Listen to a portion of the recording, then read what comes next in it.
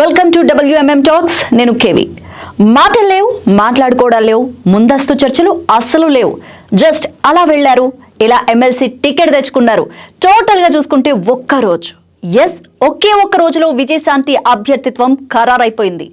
ఆఖరి నిమిషం వరకు సీఎం, పిసిసి చీఫ్ సహా తెలంగాణ కాంగ్రెస్ లో ఎవ్వరికీ ఈ విషయం తెలిసిందే లేదు. ఇంతకీ ఏం మ్యాజిక్ చేశారామే? ఎలాంటి ప్రచారం లేకుండా సైలెంట్ గా ఇటు నుంచి నరుక్కొచ్చారు. తెలంగాణ కాంగ్రెస్ ఎమ్మెల్యే కోట, ఎమ్మెల్సీ అభ్యర్థుల ఎంపిక విషయంలో ఏం జరిగిందో రకరకాల చర్చలు జరుగుతూనే ఉన్నాయి.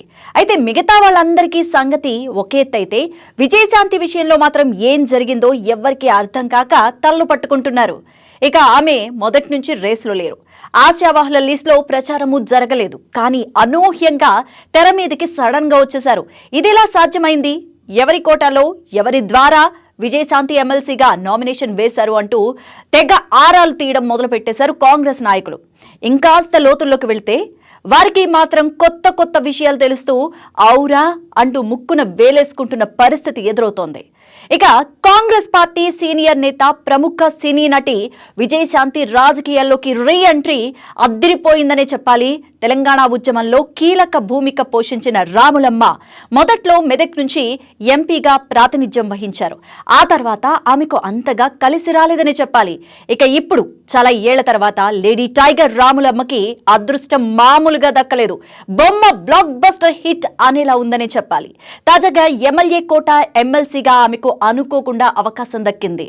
ఇక విషయంలోకి వెళితే ప్రస్తుతం తెలంగాణలో ఎమ్మెల్యే కోట, ఎమ్మెల్సీ ఎన్నికల్లో భాగంగా కాంగ్రెస్ పార్టీకి 3 స్థానాలు దక్కాయి. వాటిలో ఓ స్థానాన్ని పార్టీ అధిష్టానం ఊహించని రీతిలో విజయశాంతికి కేటాయించింది.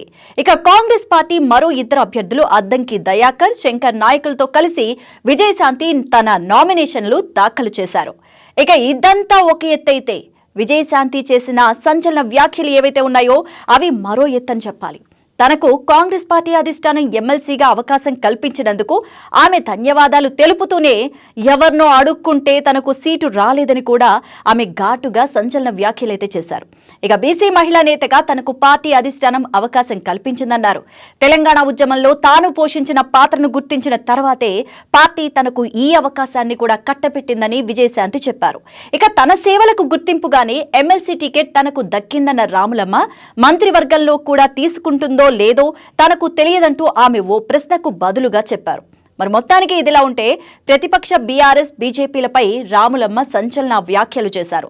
తాను బీఆర్ఎస్ నుంచి బీజేపీలోకి వెళ్లిన మాట వాస్తవమేనని తెలిపారు. బీఆర్ఎస్ ను ఓడించేందుకే తనను బీజేపీ చేర్చుకుందని కూడా చెప్పారు. తెలంగాణకు అన్యాయం చేస్తున్న బీఆర్ఎస్ ను ఓడించే వ్యూహంతో సాగుతున్నామని కూడా బీజేపీ చెప్పడంతోనే ఆ పార్టీలో చేరాన్ని తెలిపారు. అయితే బీఆర్ఎస్, బీజేపీల మధ్య లోపాయికారీ ఒప్పందం ఉందని ఆమె సంచలనంగా ఆరోపణలు చేశారు. ఇక ఈ 2 పార్టీల మధ్య ఉన్న చీకటి ఒప్పందాలు గుర్తించిన వెంటనే తాను బీజేపీ నుంచి గుడ్ బై చెప్పి బయటకు వచ్చేశారని కూడా చెప్పారు. ఇక ఎమ్మెల్సీ ఎన్నికల కసరత్తు మొదలవగానే హస్తినకు వెళ్లారట విజయశాంతి. నేరుగా పార్టీ జాతీయ అధ్యక్షుడు ఖర్గేని కలిసి మనసులో మాట చెప్పారట. ఆ తర్వాత వెంటనే రాహుల్ గాంధీ అపాయింట్మెంట్ కూడా దొరికేసిందట. మామూలుగా అయితే ఎవరికైనా ఇదంతా జరగడానికి మినిమం వారం రోజులన్నా పడుతుంది. కానీ రాములమ్మకు ఇదంతా కేవలం ఒకే ఒక్క రోజులో జరిగిపోయినట్టు కూడా సమాచారం.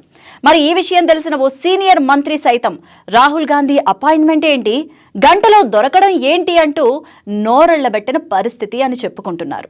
మొత్తానికి ఆ విధంగా విజయశాంతి ఎమ్మెల్సీ అభ్యర్థిత్వం ఖరారు వెనుక ఏఐసీసీ నేతల హస్తం ఉన్నట్టు కూడా ఓ సమాచారం. అయితే ఆమె పార్టీలో చేరినప్పుడు తెలంగాణ ఇన్ఛార్జిగా ఠాక్రే ఉన్నారు. ఎమ్మెల్సీ ఇస్తామని అప్పట్లోనే హామీ ఇచ్చారట. నాడు తానిచ్చిన మాట ప్రకారమే ఇప్పుడు విజయశాంతికి ఎమ్మెల్సీ సీటు ఇవ్వాల్సిందేనంటూ ఠాక్రే ఏఐసీసీ అధ్యక్షుడు ఖర్గే మీద ఒత్తిడి పెంచారట.